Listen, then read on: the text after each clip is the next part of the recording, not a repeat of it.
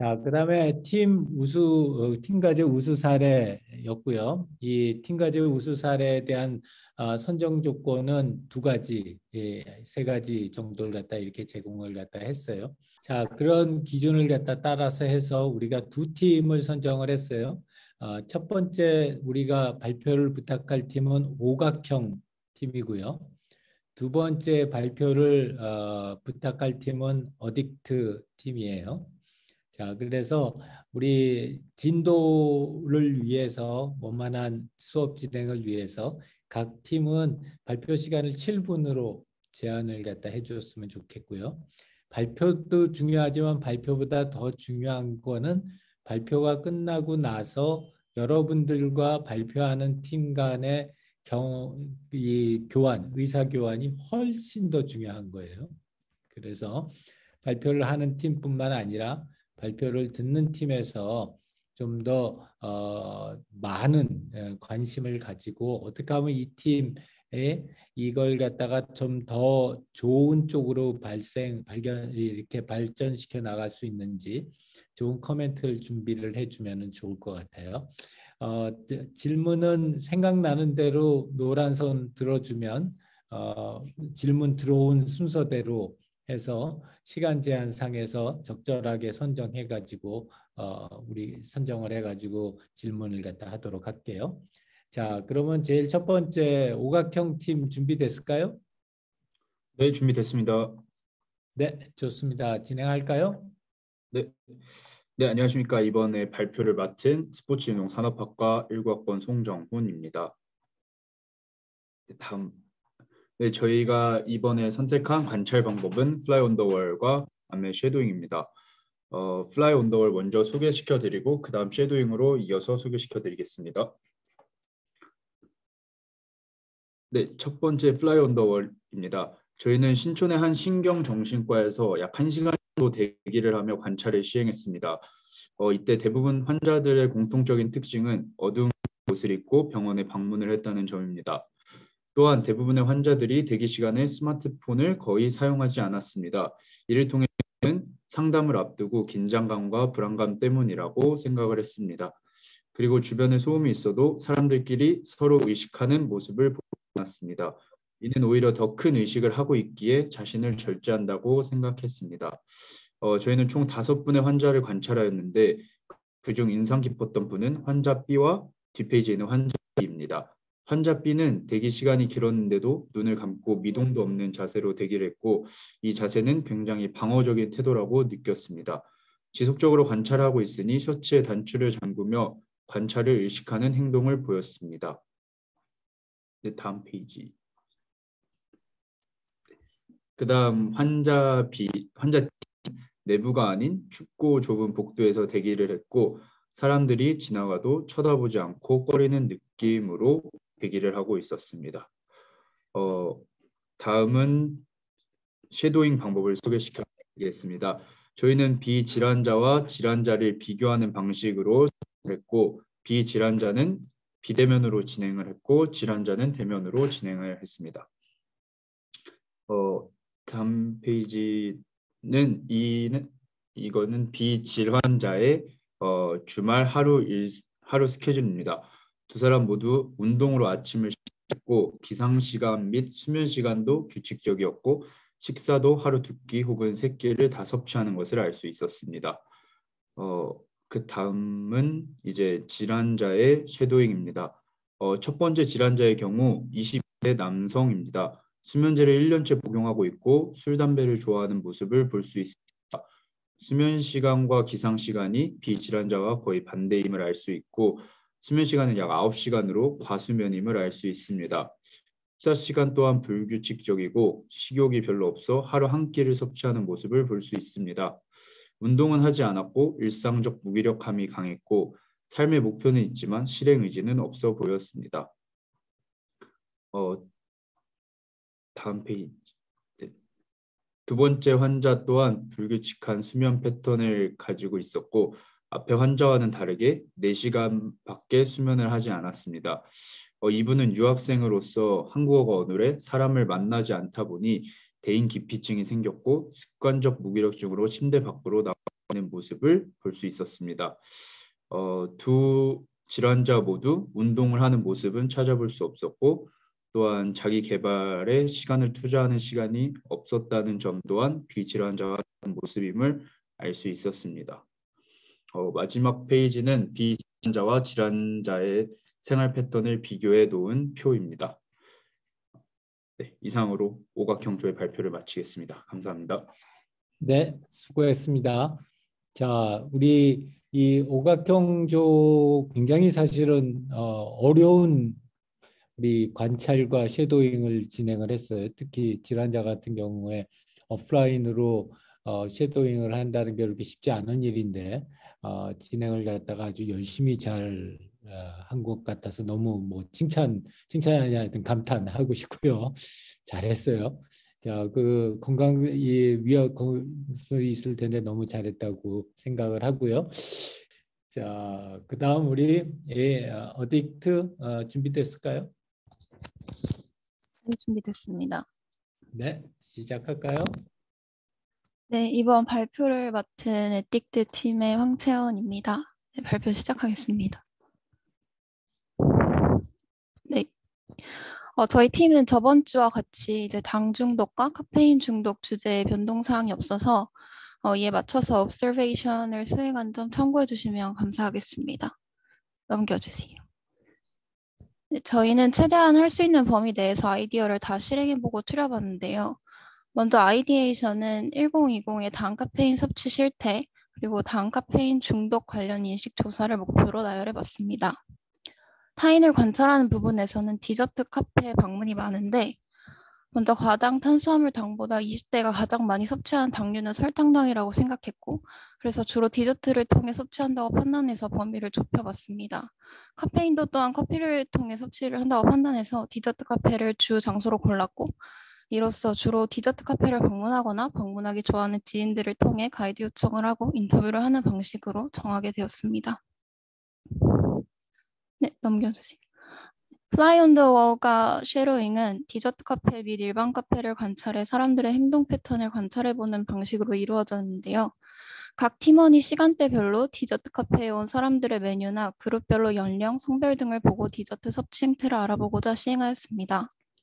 그러나 카페에 있으면서 여러 사람들을 관찰하는 것은 목표하는 당 중독 인식 및 실태 조사에 효과적이지 않았고 코로나 감염 차원에서 알맞지 않다고 생각했습니다.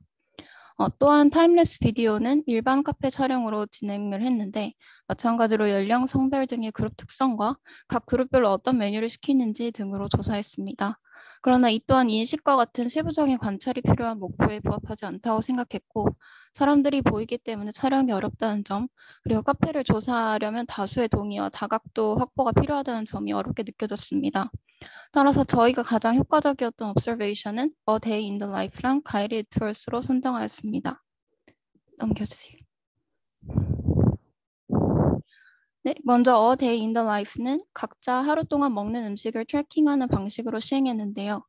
각 팀원들이 자신이 하루 동안 먹은 음식을 보고 현재 20대의 당 카페인 섭취가 어느 정도 이루어지고 있는지 어떤 형태로 이루어지고 있는지 파악하고자 진행하였습니다. 그래서 보시면 아침부터 밤까지 각자 먹은 음식들이 기록되어 있고 당 함유량을 파악해서 총계를 내보았습니다. 단 걸 즐겨 먹지 않는 사람도 건당 섭취량에 가까운 당 섭취량을 보였고 단 것을 즐기는 팀원은 건당량의 3배를 먹는 등의 결과를 볼 수 있었습니다. 또한 에비던스별로 인사이트를 뽑아봤는데 이로써 어떤 상황에서 어떻게 당 및 카페인을 섭취하게 됐는지 경로를 자세히 파악할 수 있게 되었습니다. 대표적으로 리액팅은 짠 음식을 먹으면 입가심을 위해 단 것을 먹고 싶어진다와 같은 즉각적인 반응으로서의 당 섭취 경로를 파악할 수 있었고 컨포밍은 가족들이나 지인들과 함께 먹는 상황과 같은 상황에 더 쉽게 카페인 및 당 섭취가 유도된다는 어떤 상황적 맥락으로서의 섭취 경로를 볼 수 있었습니다. 또한 서비스 디벨롭 측면에서도 저희 조원들이 어느 페이즈에 있는지 파악이 가능해져서 추후에 활용할 가능성이 있다고 판단했습니다. 네, 넘겨주세요. 하나 더 넘겨주세요. 가이디드 투어스는 당 중독, 카페인 중독 지인들에게 가이디드 투어를 요청하고 인터뷰하는 방식으로 진행되었습니다. 질문 리스트는 총 12개를 선정하였는데요. 중독에 대한 인식과 섭취 경로 등을 위주로 질문을 선정하였습니다. 그래서 중독이라고 생각하는지, 위험성 인지 수준은 어떻게 되는지, 당이나 카페인은 어떤 경로로 섭취하게 되는지, 그리고 이를 섭취함으로써 얻고자 하는 것, 평균적인 하루 일과 등을 질문하였습니다. 넘겨주세요. 총 3명 대상으로 평소에 추천하는 당 카페인 섭취 장소에서 가이드 투어 및 인터뷰를 진행하였습니다. 가이드 요청 방식은 지인이 즐겨 찾는 장소에 가서 먹고 싶은 메뉴를 고르게 하거나 현재 장소 이외에 가고 싶은 곳, 먹고 싶은 곳 등을 질문하는 방식으로 이루어졌습니다. 진행자는 전부 20대이고 AB는 당 중독, C는 카페인 중독을 위주로 섭취 실태 및 인식 조사를 진행하였습니다. 넘겨주세요. 이로써 당 섭취는 주로 스트레스가 원인인 경우가 많고 카페인 섭취는 피곤함 이외에 운동과 같이 각성이 필요한 경우에도 많이 섭취하게 되며 그리고 본인의 당 섭취량이 매우 높다는 것을 인지하고 있고 건강에 해롭다는 점도 인지하고 있으나 정확히 어떤 위험을 초래하는지 모른다. 그리고 당 섭취 및 카페인 섭취에서 오는 행복감이나 쾌감 등이 현재 건강에 미치는 위험의 정도보다 더 크다고 생각한다는 인사이트를 도출할 수 있었습니다. 넘겨주세요. 가이드 투어스를 통해 찾은 현장 에비던스는 다음과 같습니다. 먼저 리액팅은 많이 달지 않은 음식을 먹을 경우 적당히 달다고 합리화하고 먹거나 스트레스 받으면 당을 먹고 싶다, 피곤하면 카페인을 먹고 싶다, 그리고 디저트 카페 비주얼이 예쁘면 자연스럽게 눈길이 가게 되고 병문으로 이어진다. 운동하러 가는 길에 각성제 일환으로 카페인을 찾게 된다. 카페인과 당에 대한 중독의 심각성보다는 본인의 운동과 스트레스가 중요하다가 있습니다. 익스플로이팅은 자연 친화적인 익스테리어, 인테리어 카페가 자연 지물 등의 인테리어를 활용해서 당 섭취를 유도한다는 점을 찾았고 시그널링에서는 자신이 예쁜 카페와 맛있는 음식을 먹으러 왔다는 사실을 SNS로 표현한다는 점을 찾게 되었습니다. 네, 이상으로 발표 마치겠습니다. 감사합니다. 네, 수고했습니다.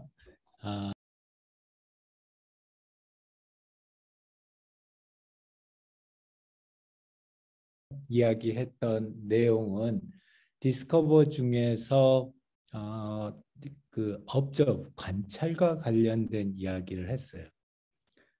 관찰과 관련된 것도 어떤 의미에서는 굉장히 커먼센스이기는 한데 이제 이번에 두 번째는 듣는 것, 즉 리슨, 인터뷰에 대한 이야기를 갖다 좀 나누려고 그래요. 그래서 이 인터뷰와 관련돼서도 일단 먼저 얘기하고 싶은 것 중에 하나는 이게 뭐 로켓 사이언스가 아니어서 이야기를 듣다 보면은 뭐 너무 당연하고 그렇게 안 하는 사람도 있나 싶을 정도로 굉장히 일반적인 상식적인 이야기가 될 확률이 되게 높아요. 그런데 여기의 핵심은 우리가 얼마나 많이 알고 있느냐보다는 우리가 실제로 얼마나 많이 해봤느냐. 그래서 여기에 이야기하고 있는 것들이 얼마나 내재화되어 있느냐라는 게 훨씬 더 중요한 그 팩트다라고 생각을 해요. 그래서 우리가 오늘 수업은 이런 형태로 진행을 하려고 그래요. 일단 1대1 인터뷰에 대한 이야기를 먼저 하고 그 다음에는 여러분들을 브레이크아웃 세션으로 2인 1조로 무작위로 배정을 할 거예요. 그래서 한 명은 인터뷰어가 되고 한 명은 인터뷰이가 돼서 우리가 이제 이야기할 내용들에 대해서 직접 한번 인터뷰를 갖다가 하고 그 인터뷰한 내용을 리코딩을 했다가 우리 다시 모였을 때 그 리코딩한 내용에 대해서 실제로 플레이를 하면서 이야기를 한번 해보는 그런 걸 갖다 우리가 해볼 거고요. 그 다음에 이제 두 번째는 우리가 인터뷰의 조금 특수한 형태로 contextual inquiry, 한국말로 하면은 맥락 질문법이라고 하는 방법이 있어요. 그래서 이 contextual inquiry에 대해서도 역시 우리가 강의를 먼저 진행을 하고 그 다음에는 브레이크아웃 세션을 하는데 그때는 우리 팀별로 브레이크아웃을 해서 그때는 영상을 하나 여러분들한테 공유를 할 거예요. 그래서 그 영상을 같이 보고 그 영상에서 나온 내용들을 바탕으로 컨텍스추얼 인콰이어리의 결과지를 우리가 만들어 보는 그런 브레이크아웃 세션을 할 거고요.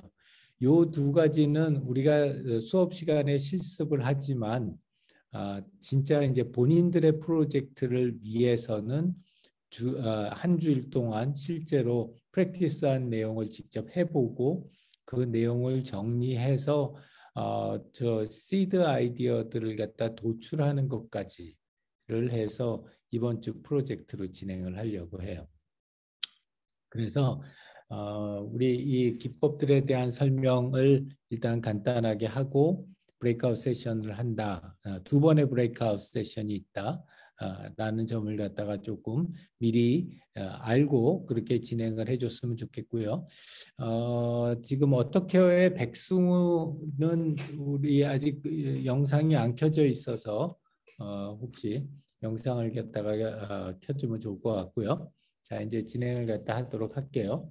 하면서 중간중간에 내가 콜드콜을 할 거고 또 여러분들도 나한테 의문사항이 있으면 언제든지 노란 손 들고서 이야기를 해주고요. 지난 시간에도 얘기했지만 제일 안 했으면 좋겠는 거는 죄송하지만 그 질문 다시 한 번만 해주시겠어요? 요 질문만 안 하면 돼요. 요 질문만 안 하면 되고 나머지는 어떤 식으로든지 답을 갖다가 해도 전혀 여러분들한테 페널티가 없을 거다. 그런 이야기를 갖다가 하고서 진행을 갖다 할게요. 자, 그래서 우리가 이제 listen이라고 하는 거는 결국에는 앞에서는 우리가 observing을 할 때에는 최대한 우리의 판단을 유보하고 있는 그대로를 관찰하는 거에 더 초점을 맞췄다면은 이제 여기에서는 새로운 아이디어를 갖다 도출하기 위해서 가능한 한 그들의 이야기를 갖다 들어보는 그런 쪽에다가 좀 더 포커스를 해서 진행을 하는 거고 그렇기 때문에 여기도 마찬가지로 내가 지금 어떤 이미 정답이 있거나 또는 내가 이미 어떤 가설을 딱 가지고 나는 이렇게 생각할 거야. 내 말이 맞지? 하고서 그걸 확인하기 위한 작업이 아니라 이거는 그래 여기서 도대체 어떤 우리가 인사이트를 얻을 수 있을까? 그래서 예를 들어서 아까 우리 두 번째 에딕트에서 했던 우리 당중독이다. 그랬으면은 나는 이 당중독을 갖다가 치료하기 위해서 핸드폰 베이스로 해가지고 문자 메시지를 가지고 이런 단톡방 형태의 커뮤니티를 만들어서 치료할 거야. 이게 맞지? 이게 아니라 그럼 과연 당중독을 하는 사람들은 왜 당중독에 걸렸을까? 무엇이 그 사람들을 당 중독에서 헤어나지 못하게 만들까? 이 당 중독에 걸린 사람들은 어떤 형태의 일반적인 행태를 보일까? 이런 거에 대한 질문을 통해서 그들을 좀 더 이해하기 위한 목적이 더 크다라는 거예요.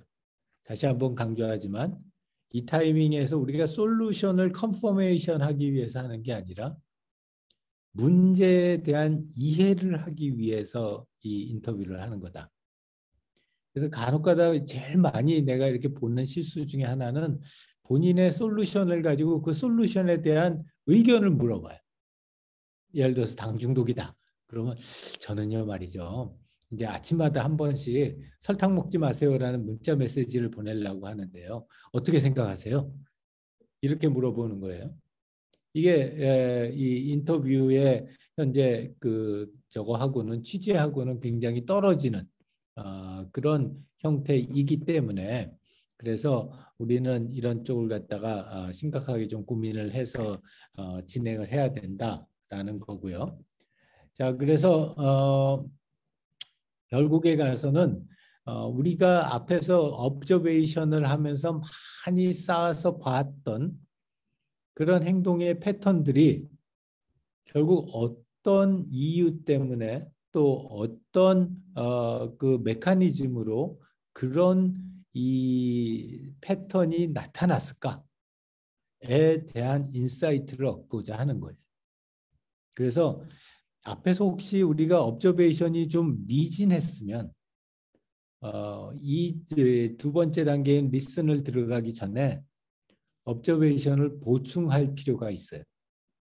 그래서 매번 강조하지만 이게 우리가 일주일에 한 번씩 이렇게 만나서 한 번씩 끊고 가는 게 거기까지만 하고 그 다음에는 앞에 한 거 전혀 생각 안 해도 된다라는 게 아니라 이제 우리가 한번 여기에서 남들은 어떻게 하고 나는 어떻게 했어야 됐나를 알아보고 그거를 바탕으로 해서 지속적으로 우리가 하는 거죠. 그러니까 observation이 조금 모자랐었다 우리 생각에.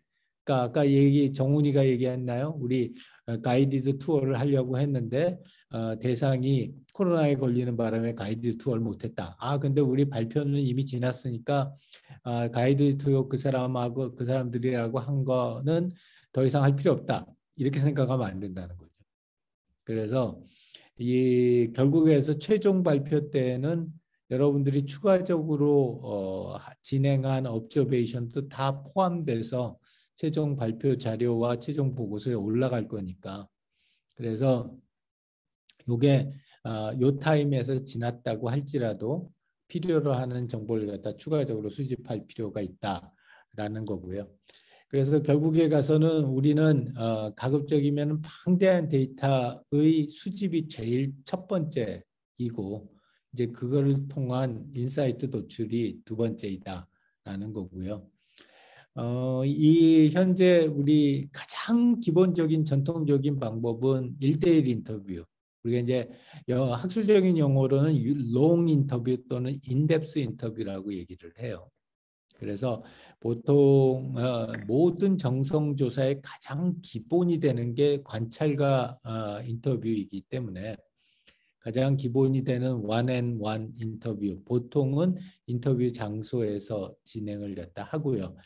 이 외에도 이제 그거의 변형으로 진행되는 게 포커스 그룹 인터뷰라든지 또는 다이아즈 인터뷰라든지 또는 트리아드 인터뷰라든지 이런 식으로 진행을 하기도 하고 슈퍼그룹으로 진행하기도 해요. 그건 이제 여러분들이 이렇게 진행을 해보면 되는데 나는 일반적으로 우리나라에서는 one-on-one 인터뷰가 그렇게 쉽지는 않은 것 같아요.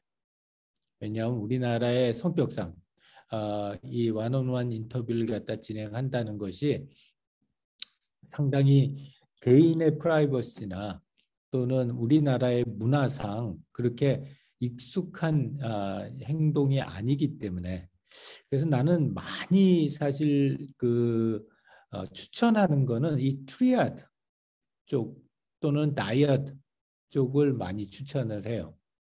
예를 들자면은 예를 들면 당뇨다. 그러면 당뇨 환자와 당뇨 환자의 케어기버, 그러니까 보호자 이렇게 해서 두 사람과 인터뷰를 동시에 하면 이렇게 되면 다이아드가 되고요. 그 다음에 당뇨 환자와 당뇨 환자의 가족과 당뇨 환자의 케어기버 이렇게 해서 세 사람이 같이 인터뷰를 하면 트리아드가 돼요. 근데 실제로 이 정해진 시간 동안에 많은 정보를 얻기 위해서는 다이아드나 트리아드와 같은 인터뷰를 갖다가 진행하는 거를 나는 조금 더 선호해요. 그래서 여러분들도 그건 근데 원온원 인터뷰를 갖다 해도 돼요. 원온원 인터뷰라는 게 가장 기본이긴 하니까 그렇기는 하지만 우리나라 정서상 봤었을 때 가능하면은 트리아드나 다이아드가 훨씬 좀 효과적이더라. 근데 이제 코로나 상황이기 때문에 이거는 리스크가 2배, 3배로 늘어나는 거여서 가급적이면 온라인 상황으로 진행하는 것도 나쁘지 않다. 이렇게 생각을 해요. 그래서 이제 중요한 거는 보통 그 현장에 방문을 하거나 이런 식으로 해서 진행을 하게 되는데 그건 조금 있다가 컨텍츄얼 인콰이어리에서 다시 설명을 갖다 하기로 하고요.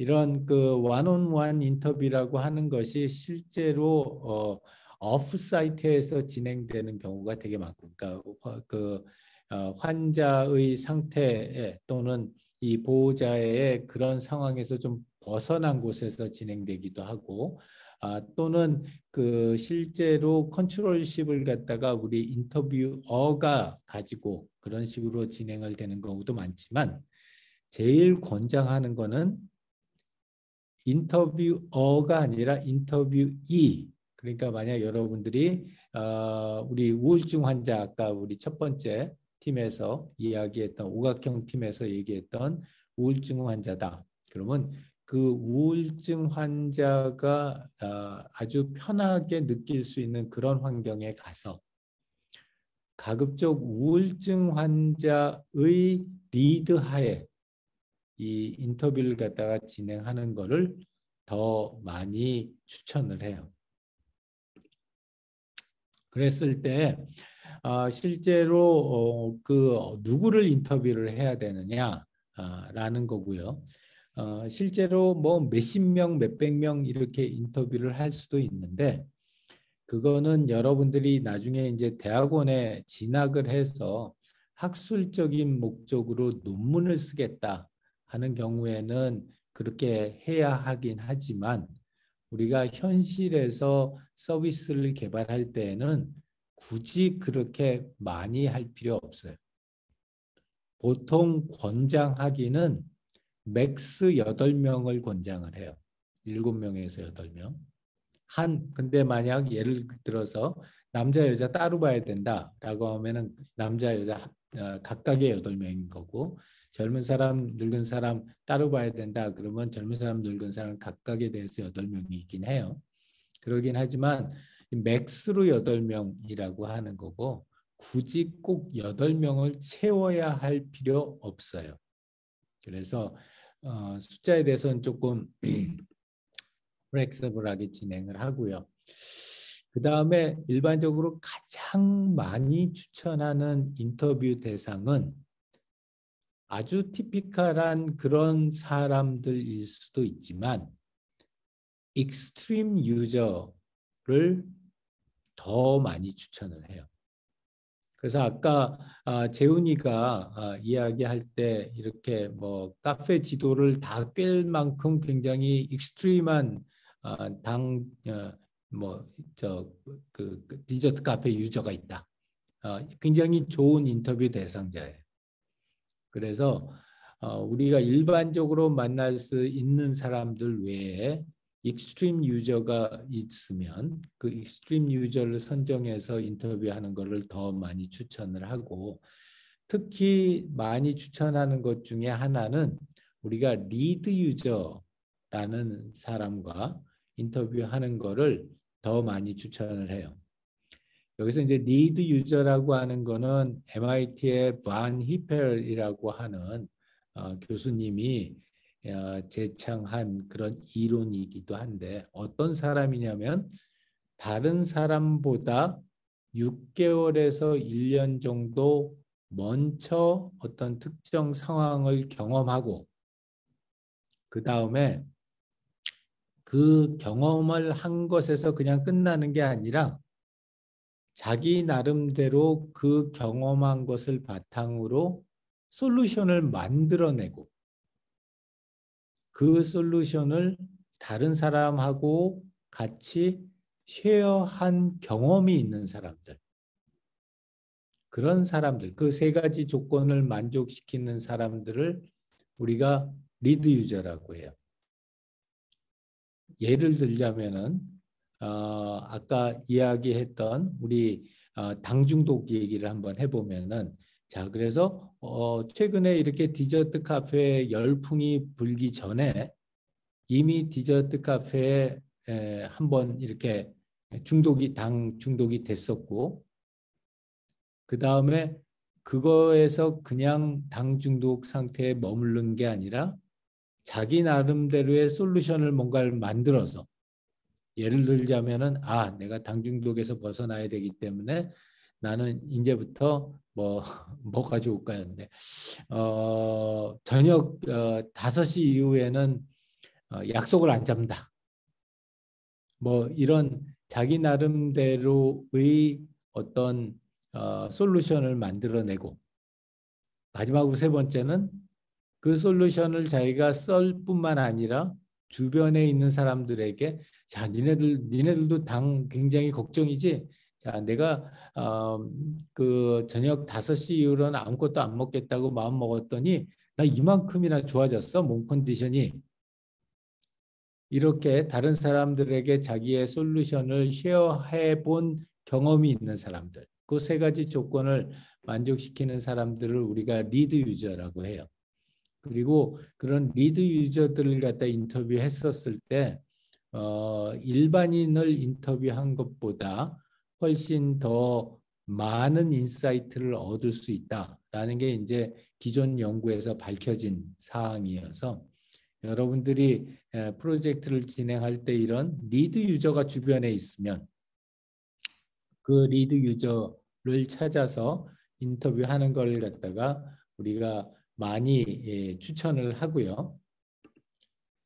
아까 얘기를 했지만 이 실제로 리드 유저나 또는 이 각각의 스트래티파이드 된 그런 샘플군에 대해서 골고루 플래닝을 해서 만나는 게 중요해요. 특히 우리 치료제 같은 경우에는 기본적으로 3명의 플레이어가 있어요.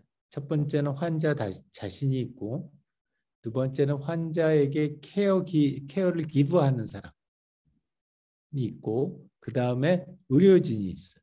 뭐 예를 들어서 우리 당뇨 환자다. 그러면 당뇨병을 실제로 알고 있는 분이 있고, 그 다음에 그 가족이 있고, 그 다음에 한 달에 한 번씩 찾아가는 내과 의사가 있고 하면 이렇게 3그룹이 있는 거예요. 그래서 인터뷰를 할 때 환자만 다 3명, 6명 인터뷰하는 것보다 당연히 환자 1명, 의료진 1명, 그 다음에 환자의 가족 1명 이렇게 인터뷰하는 게 훨씬 더 많은 인사이트를 갖다가 얻을 수 있다라는 점이고요. 그래서 특히 이제 이 진행을 갖다가 할 때 이 특정 서비스하고 연관되어 있는 스테이크홀더들이 다양하게 있을 수 있어요. 질환에 따라서 중독에 따르는 다양한 스테이크홀더들이 있을 수 있고 또 우울증이나 이런 정서장애 관련된 많은 스테이크홀더들이 있을 수 있고 뭐 체중 감량과 관련해서도 여러 다양한 스테이크홀더들이 있을 수 있기 때문에 그런 다양한 스테이크홀더들을 나누어서 아이덴티파이하고 그들의 환경에서 인터뷰를 진행하는 것을 추천을 많이 하고요. 그 다음에 그 실제로 우리가 이런 작업을 갖다가 할 때 보면은 개인적인 얘기를 막 이렇게 극도로 자제하는 것이 우리 아까 첫 번째 토론 시간에 지수가 얘기했던 이런 적절한 거리를 유지한다라는 측면에서 중요할 것 같기는 한데 판단의 측면에서는 우리가 적절한 거리를 유지하는 게 필요하지만 실제 인터뷰를 갖다 할 때에는 적절한 거리를 갖다 유지하는 것이 나는 그렇게 많이 추천하고 싶지는 않아요. 나는 어떤 경험을 했냐면 우리가 어떤 인터뷰이에게서 중요한 인사이트를 얻고 내면의 정보를 충분히 얻기 위해서는 우리 자신을 먼저 디스클로즈 하는 것이 나는 굉장히 중요하다고 생각을 해요. 예를 들어서 뭐 조금 다른 맥락이지만 나는 오늘 이제 점심에 내가 우리 회사에 스카우트 하려고 하는 다른 회사의 대표를 만났어요. 그래서 점심을 먹으면서 이제 이 여러 가지 지금 디지털 치료제 시장이라든지 우리의 상품군이라든지 이런 얘기를 갖다 했는데 그걸 이야기를 할 때 내가 현재 처한 상황들 그리고 내가 당신을 꼭 리크루팅해서 우리 회사의 멤버로 초청을 했으면 좋겠다. 라고 하는 거를 충분히 오픈해서 이야기했었을 때 상대방도 본인이 가지고 있는 문제점이나 또 본인이 생각하고 있는 계획을 나한테 오픈해 준다고 생각해요. 그렇기 때문에 우리가 이런 인터뷰를 갖다 진행을 할 때는 본인이 지금 하고 있는 이 인터뷰의 내용뿐만 아니라 어느 정도 나는 뭐 이게 좀 조금 뭐 정설하고 FM 방식하고는 틀릴런지 모르지만 어느 정도의 셀프 디스클로저는 필요할 것 같다라고 생각을 해요. 그래서 예를 들어서 재훈이가 이제 당뇨 환자 또는 당 중독자를 갖다 인터뷰를 한다. 그러면은 재훈이가 나는 사실 이런 문제가 있고 그래서 내가 진단을 나는 당 중독자로 진단을 받았다. 라고 하는 사실을 갖다가 디스클로저 하는 게 그 결코 금기 사항은 아니다. 물론 꼭 해야 된다는 것도 아니지만 그게 어느 정도 무엇을 자신에 대한 어떤 걸 디스클로저 할 거냐 하는 거는 자신이 결정하는 거긴 하지만 그런 개인의 상황들이 어느 정도 디스클로즈 돼야지 상대방도 상대방을 셀프 디스클로즈 한다라고 생각을 갖다 합니다. 그래서 원온 베이직을 갖다가 보게 되면은 제일 중요한 것 중에 하나는 우리가 이런 어떤 질문지 리스트를 만들어 가긴 하지만 그 질문의 리스트는 어떤 의미에서는 질문을 진행하고 인터뷰를 진행하고 그 인터뷰가 삼천포로 빠지지 않는 그런 어떤 가이딩 역할을 해주는 거지 꼭 그 질문에 대한 답변만을 듣기 위해서 인터뷰를 하는 건 난 아니라고 생각해요. 그것보다는 특히 이제 이런 원온원이나 이 다이아드나 트리아드와 같은 소규모의 사람들과 하는 인터뷰에서는 그 인터뷰를 통해서 나오게 되는 그때그때의 아이디어 그리고 그 인터뷰이가 이야기하는 내용으로부터 출발하게 되는 새로운 인사이트 그런 것을 충분히 팔로우업을 하는 것이 훨씬 더 중요하다는 거죠. 그래서 예를 들어서 아까 우리 당 중독했던 어딕트 팀에서는 질문 리스트를 쭉 가지고 있었어요. 그러면 예를 들어서 그 질문 리스트 1번서부터 이제 얘기를 해가지고 쭉 진행을 하는데 1번을 갖다가 하다가 우리가 예상치 못한 응답자의 답변이 나왔어. 예를 들어 볼까요? 나는 사실은 내가 당 중독을 경험해 보지 않아서 어떤 예가 될런지 모르겠지만 내가 한번 그냥 꾸며 본다면 그래서 첫 번째로 디저트 카페를 갔다가 하루에 일주일에 얼마나 자주 가세요? 라고 물어봤는데 우리 응답자가 나는 한 번도 안 가요. 그런데 왜 가요? 비싼데. 그러면서 하는 말이 나는 집에서 미숫가루에다 설탕 가득 넣어가지고 타서 먹어요. 예를 들어서 그렇게 답변을 했다. 그러면 우리 질문 리스트를 가지고 가기 위해서 그 다음에 있는 경우 질문을 어거지로 만들어서 간다면은 자 그러면은 우리 디저트 카페를 혹시라도 가게 된다면은 뭐를 시키세요? 이렇게 물어보는 것보다는 미숫가루는 얼마나 자주 드세요? 그리고 미숫가루를 갖다가 드실 때 설탕을 몇 개나 넣으세요? 몇 숟가락이나 넣으세요? 이렇게 물어보고 팔로우업을 한다는 거죠. 그러니까 내가 가지고 있는 사전 질문 리스트가 중요한 게 아니라 우리가 알고자 하는 거는 당 중독과 관련된 사람들의 belief 또는 attitude 또는 misunderstanding, inconsistency, paradox 이러한 것들을 찾아보기 위한 거예요.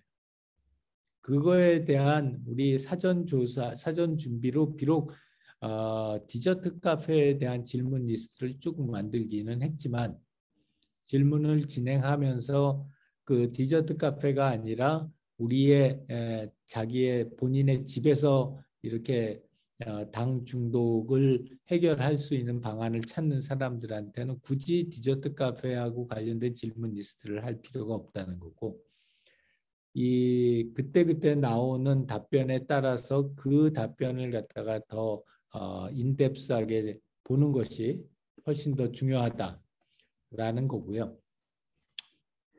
여기에 있는 것들을 이제 조금 이따 우리가 브레이크아웃 세션을 할 때 2명을 한 조로 랜덤으로 우리가 어사인을 할 텐데, 그렇게 어사인을 할 때 여기에 나와 있는 기술들을 기법들을 갖다가 한번 최대한 실행해 보려고 노력을 하고, 또 그 경험을 갖다가 우리 다시 만나서 이야기를 나누면 좋을 것 같아요. 자, 그래서 제일 나쁜 인터뷰는 인터뷰어가 하루 종일 얘기하는 거예요. 다 보고 났더니 인터뷰이의 목소리는 거의 없고 인터뷰어의 목소리만 하루 종일 나온다. 이게 최악의 인터뷰. 그리고 이거는 우리 인터뷰어가 모른다고 해서, 그러니까 이 해당되는 내용, 인터뷰이가 한 말을 모른다고 해서 전혀 책 잡힐 필요가 없어요. 예를 들자면 우리 앞에서 우울증 이야기를 했던 우리 팀에서 오각형 팀에서 뭐 얘기를 갖다 이렇게 하다가 갑자기 우리 인터뷰이가 근데 저는 요새 우울증을 갖다 치료하기 위해서 그 뭐 예를 들자면은 HST 방법을 갖다 즐겨 사용해요 라고 했다고 그래요. 그랬을 때 HST 방법이 뭔지에 대해서 인터뷰어가 몰라서 그 HST 방법이 뭐예요? 라고 물어보는 게 전혀 나쁘지 않다는 거예요. 그 인터뷰어가 꼭 그렇게 물어보면 왠지 본인이 인터뷰에 대한 준비를 제대로 하지 않고 인터뷰에 임한 것 같은 그런 임프레션을 줄 수도 있을 것 같아서 그렇게 하는데 그럴 필요 없다는 거고요. 그것보다는 사용자의 또는 인터뷰이의 반응에 좀 더 집중해서 거기에 맞춰서 진행을 갖다가 할 수 있게 가 중요하다는 거고, 그리고 제일 중요한 것도 중에 하나는 말 끊지 말아야 돼요.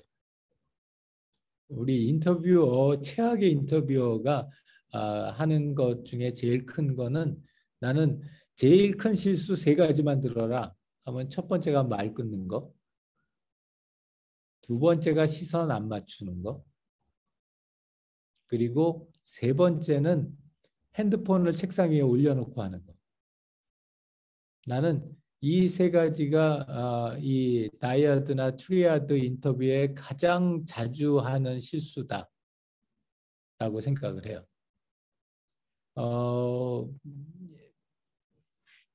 뭐 다 너무 자명한 얘기지만 핸드폰만 다시 얘기를 하자면, 자기 핸드폰 책상 위에다 올려놓고 옆에다 놔두고서 종종 들어오는 메시지 확인해 가면서 인터뷰를 진행하는 거는 안 하는 이만 못해요. 그런 인터뷰는. 근데 나는 그게 굉장히 상식일 거라고 생각을 했는데, 실제로 인터뷰를 해보면 많은 사람들이 그렇게 해요. 자기 책상 위에, 테이블 위에 자기 핸드폰을 올려놓고 때때로 오는 카톡 메시지를 답장해 가면서 인터뷰를 해요. 그러면 상대방 입장에서 이렇게 보면은 저 사람이 내가 하는 말에 100% 집중하지 않고 본인한테 걸려오는 물론 전화 받으면 그건 최악이고, 근데 본인한테 오는 문자 메시지나 카톡을 갖다가 확인하느라고 나에게 관심이 잠시 없어질 때가 있다라는 거는 굉장히 치명적인 거예요. 인터뷰 2가 요청은 할 수 있어요. 나는 중요한 메시지가 올 게 있어서 내 스마트폰을 올려놓고 인터뷰를 해도 되겠느냐. 이걸 인터뷰 2가 요청할 수는 있지만 인터뷰어, 그러니까 여러분들 스마트폰을 갖다 테이블 위에 올려놓고 인터뷰를 진행하는 거는 내가 인터뷰 안 하겠다는 거하고 똑같은 메시지를 전달한다라는 거고요. 그래서 그런 점들은 특히 좀 저거 해야 될 것 같고 조심해야 될 것 같고, 그 다음에 아까 얘기했던 프로빙이라고 하는 것. 이 프로빙이라고 하는 거는 모든 인터뷰의 가장 핵심 중에 핵심이에요. 그러니까 프로빙이라는 건 이렇게 탐구하는 거잖아요.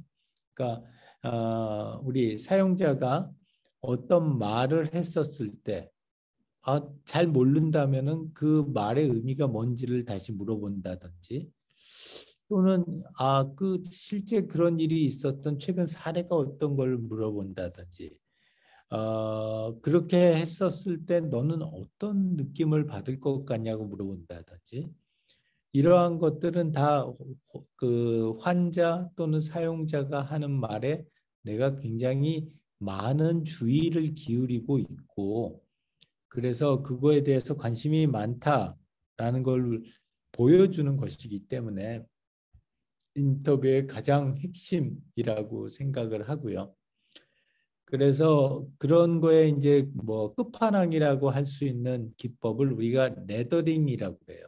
레더링 인터뷰다 또는 레더링 업이라고 이야기를 갖다 하는데, 쉽게 얘기하면은 꼬리에 꼬리를 물어서 질문을 하는 거죠. 그래서 보통 뭐뭐뭐라고 얘기하면 근데 그렇게 해가지고 어떤 결과가 나왔어요? 뭐 또 그거에 대해서 답변하면 그때 본인은 어떤 느낌을 받으셨어요? 이런 식으로 꼬리에 꼬리를 무는 질문법을 갖는 걸 레더링 인터뷰라고 하고, 이 레더링 인터뷰에 대한 기법 자체가 책 한 권으로 나올 정도로 굉장히 롱 인터뷰에서 자주 사용하는 기법이에요.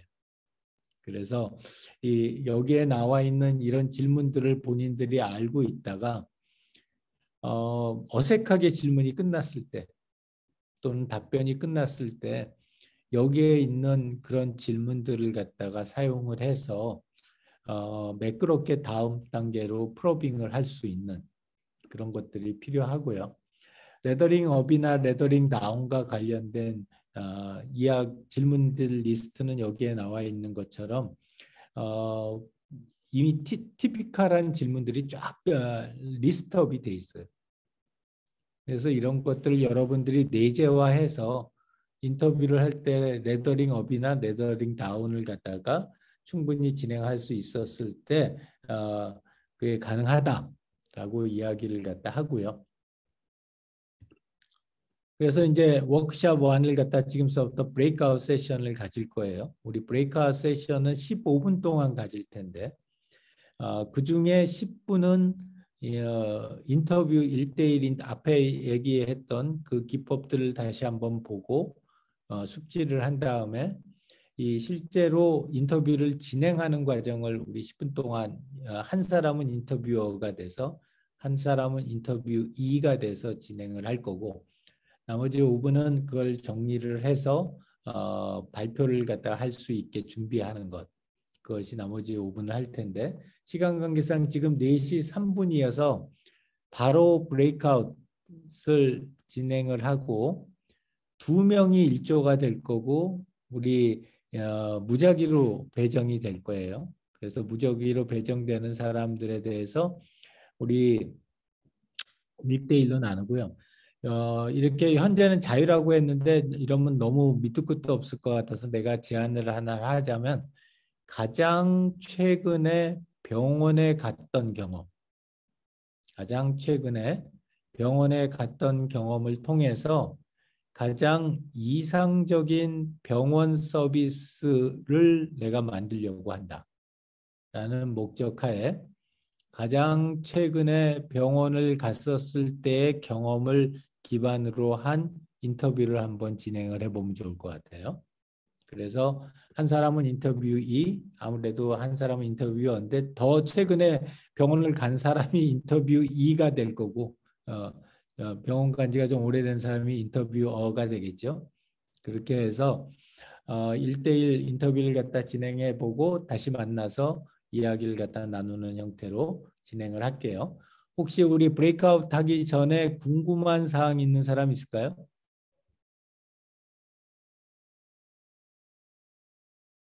오케이. 자, 없으면 2인 1조로 브레이크아웃 진행을 하고 현재 4시 04분이고요.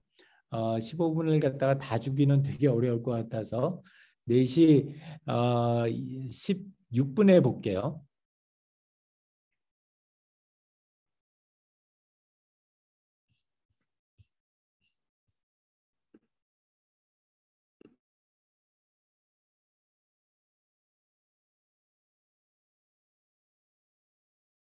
보통 우리가 롱 인터뷰를 한다면은 맥스로 2시간 정도를 해요. 맥스로 2시간 정도를 하고 그 중에 이제 워밍업을 하는 게 한 15분 정도를 하고 그 다음에 실제 인터뷰는 1시간 정도를 하고 그 다음에 랩업하고 클로징하는 게 또 한 15분에서 20분 정도 해서 지금처럼 뭐 10분, 15분 내에 다 하는 거는 굉장히 빠른 그런 바쁜 일정인 거죠. 그리고 그런 일정 안에서 이제 중요한 거는 인터뷰이가 인터뷰어의 의도와 목적을 잘 파악하고 협조할 수 있는 준비가 되는 그 워밍업 세션이 굉장히 중요해요. 그래서 우리 이제자라조의 백지연이 이야기했던 것처럼 어떤 취지에서 어떤 목적으로 이것을 진행하고 있다라는 걸 갖다 충분히 공유할 수 있다는 거, 그거 굉장히 중요한 포인트라고 생각을 합니다. 자, 그러면은 이제 이게 one-on-one 인터뷰라면 그 다음이 in context inquiry, contextual inquiry라고 하는 거고요. 이 contextual inquiry는 아까 얘기했던 그 인터뷰를 실제 환경에 가서 하는 거예요. 그래서 컨텍스트, 인 컨텍스트라고 이야기를 갖다 하는 거고요. 그래서 여기에서 가장 핵심이 되는 거는 실제의 그 서비스를 사용하는 그 상황을 같이 진행하고 그 과정에서 나오는 사람들의 감성적인 변화나 또는 인지적인 변화에 대해서 우리가 인터뷰를 진행하는 것. 그러한 것이 이 컨텍스추얼 인콰이어리가 앞에서 얘기했던 one-on-one 인터뷰하고의 가장 큰 차별점이에요. 그래서 이걸 갖다 한다고 하는 거는 실제 그 환경에 들어가서 예를 들어서 아까 우리가 이상적인 병원 서비스다 그러면 실제로 병원에 가서 실제로 그 병원에서 서비스를 받는 과정을 함께 하면서 거기에서 질문과 관찰을 함께 진행하는 그런 형태의 인터뷰를 우리가 맥락 질문법이라고 해요. 그래서 여기에서 첫 번째 중요한 거는 당연히 그 컨텍스트에 가서 진행을 해야 된다. 이건 막 황금률이에요. 그래서 여러분들이 이 인컨텍스트, 컨텍스추얼 인콰이리를 한다는 건 반드시 그 환경으로 가야 된다. 두 번째는 이거는 우리가 누구는 관찰의 대상이 되고 누구는 질문의 대상이 되고 누구는 질문을 받는다 이게 아니라 실제로 인터뷰어하고 인터뷰이가 하나의 파트너가 돼서 우리가 찾고자 하는 그 아이템을 갖다 제대로 잘 찾아내는 그런 형태이고 그 다음에 여기서는 인터프리테이션도 우리 인터뷰이와 인터뷰어가 같이 하는 거예요. 그래서 실제로 여러분들이 생각하고 있는 이거 이렇게 하셨는데 혹시 이런 것 때문에 이렇게 하신 건가요? 하고 물어볼 수 있고 그거에 대해서 인터뷰 2호의 인사이트를 갖다 직접적으로 물어볼 수 있어요. 예를 들어서 아까 단카페다. 그러면은 실제로 인터뷰어하고 인터뷰 2가 이 디저트 카페를 가서 디저트가에서 같이 주문을 같이 먹으면서 예를 들어서 우리 인터뷰 2가 그 위에 올라 있는 토핑을 갖다 약간 옆으로 밀어놨다가 먹었다. 그러면은 그때 인터뷰어가 이렇게 물어볼 수 있는 거죠. 그 위에 있는 토핑이 별로 달지 않아서 안 먹으려고 옆에다 밀어 놓으신 거예요? 라고 물어볼 수 있고 그거에 대해서 인터뷰 2의 답변을 우리가 명시적으로 구할 수 있어요. 그래서 이게 실제로 환경 속에서 진행을 한다는 거고요. 가능하다면은 이런 실제로 앞에서 한번 해봐 주세요. 또는 어떻게 생각하는지 실제로 생각을 그려봐 주세요. 또는 왜 그렇게 생각하셨어요? 라는 5Why를 갖다 한다든지 아니면 제일 많이 추천하는 것 중에 하나는 Think Aloud. 자기가 생각하는 걸 갖다가 작은 말소리로 한번 이렇게 설명을 쭉 해달라라고 하는 걸 갖다가 주로 쓰고요. 이제 그런 방법 중에 하나로 우리가 얘기하는 게 래피드 에스노그래피라고 해서 실제로 그 환경에 가서 그 갖는 상황을 그대로 같이 경험을 하면서 진행을 하는 거고 그리고 이걸 갖다가 한 번에 딱 끝내는 게 아니라 두 번, 세 번을 하는 거예요. 예를 들어서 우리가 그 디저트 카페다.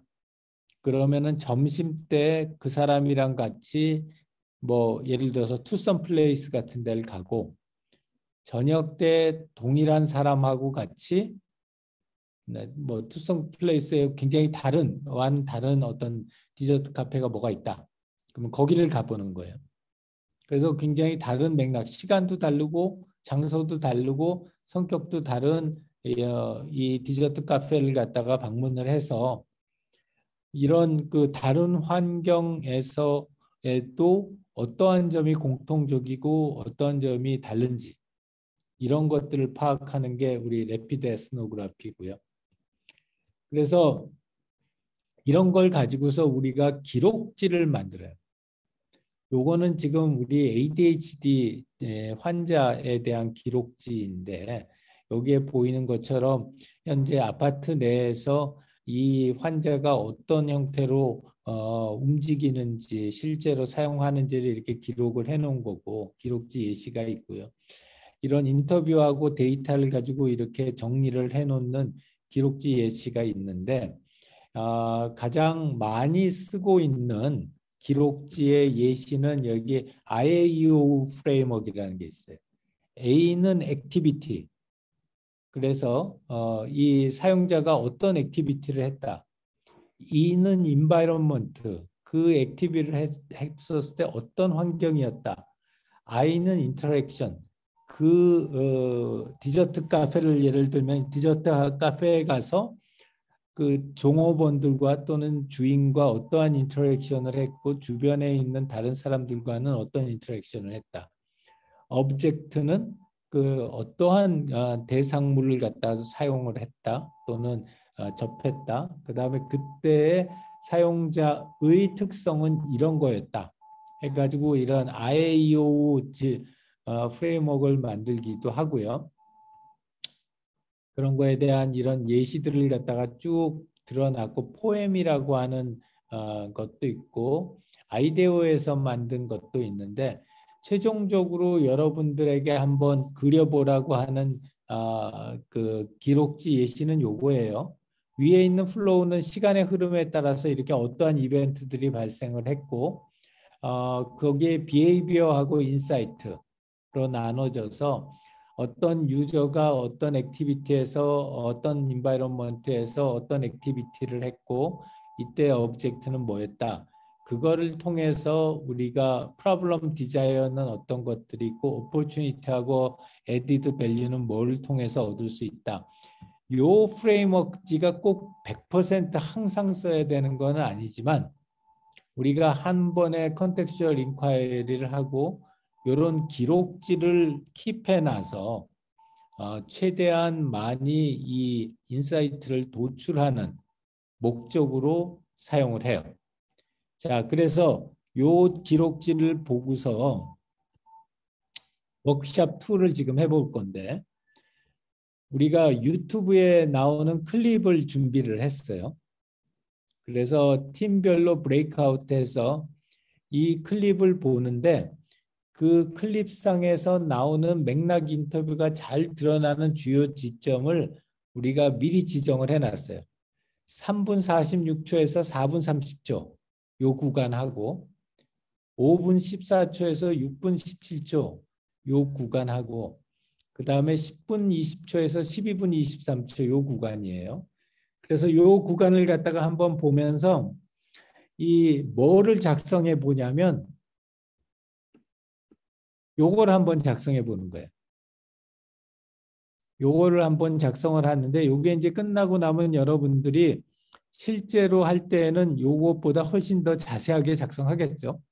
근데 지금은 우리가 유튜브 내용을 보고서 작성을 하는 거니까 그 아주 간단하게 한번 이걸 갖다 해볼 수 있으면 좋겠어요. 그래서 실습을 이번에는 팀별로 브레이크아웃해서 각 팀으로 나가서 동일한 우리 영상을 유튜브 클립을 보고 그 유튜브 클립을 본 내용을 아까 봤던 거기에 기록지의 양식에 적는 건데 우리가 전체는 이게 한 15분 정도 되기 때문에 굉장히 길어요.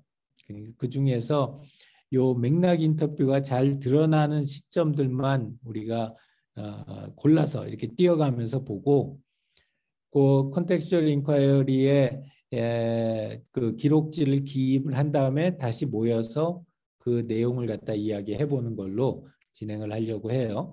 자, 우리 브레이크아웃 준비가 됐는지 준비가 됐으면 지금 4시 30분인데요.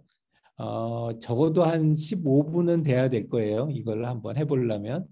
그래서 우리 4시 45분까지 15분간 동영상 보면서 기록지 작성하고 그 내용 가지고서 4시 45분에 만나서 다시 이야기를 나누도록 하겠습니다.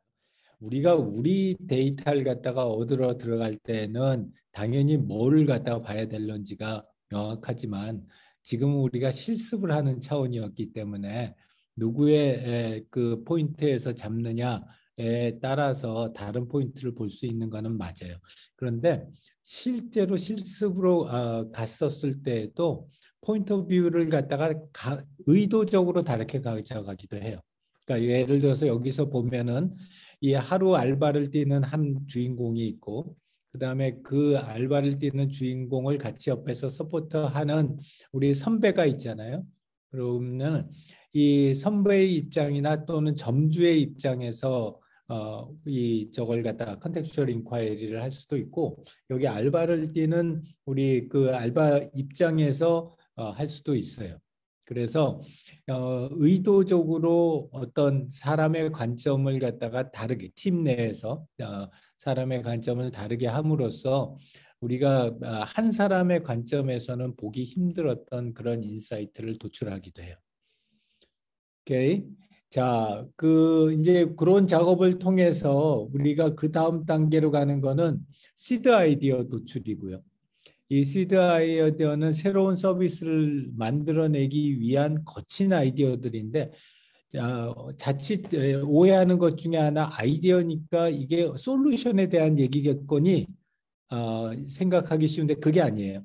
그게 아니고 여러분들이 관찰하고 여러분들이 들었던 인터뷰, 컨텍스추얼 인콰이리를 하면서 들었던 모든 데이터, 모든 정보를 이 하나의 장에다가 다 쏟아넣는 거예요.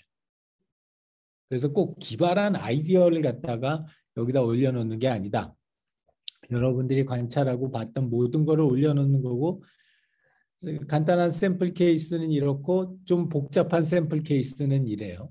그래서 우리가 이런 복잡한 샘플 케이스를 한번 보게 되면은 이 실제로 시드 아이디어를 어떻게 구축한다, 얼마만큼이나 한다라가 할 텐데 여러분들이 생각하는 맥시멈 포인트는 요 정도일 거예요. 지금 눈에 보이는. 그리고 이렇게 나오면은 이거는 너무 적게 한 거예요. 그래서 이런 기준으로 해가지고 여러분들이 지금 들었고 그 다음에 봤단 말이죠. 그런 내용들을 갖다가 아이템마이즈에서 이렇게 넣는 거다라고 생각하면 되고요. 그래서 우리가 5주차 팀 과제는 아까 첫 번째 브레이크아웃 세션에 했던 101 인터뷰 또는 트리아드 또는 다이아드를 해보고 그 결과를 정리하는 거. 그 다음에 컨텍스추얼 인콰이어리 두 번째 여러분이 브레이크아웃 세션에서 실습을 했던 그거를 실제 이제 여러분 프로젝트에 대해서 실제로 수행해보고 결과를 정리하는 거. 그리고 위에 두 가지를 통해서 요 제일 마지막에 있는 이런 시드 아이디어 판을 하나 만들어 보는 거. 그렇게 하는 게 총 다음 주까지 여러분들이 진행할 내용이고요. 이제 이 시점서부터는 여러분들이 생각하는 타겟 질환이 있다면 타겟 질환, 그리고 대상이 되는 사용자, 그리고 그게 사용되는 환경에 대해서 어느 정도 잠정적으로 이제 좀 결정을 할 시점이 가까워지고 있어요. 그래서 당 중독을 할 거냐, 카페인 중독을 할 거냐, 우울증을 할 거냐, 불안증을 할 거냐, 이러한 것들에 대해서 이제 한 번 정도는 팀에서 논의를 해서 결정을 하면은 좋을 것 같아요. 코로나 조심하고 우리 건강한 모습으로 다음 주에 볼게요. 자, 이걸로 수업 마무리하겠습니다. 수고하셨습니다.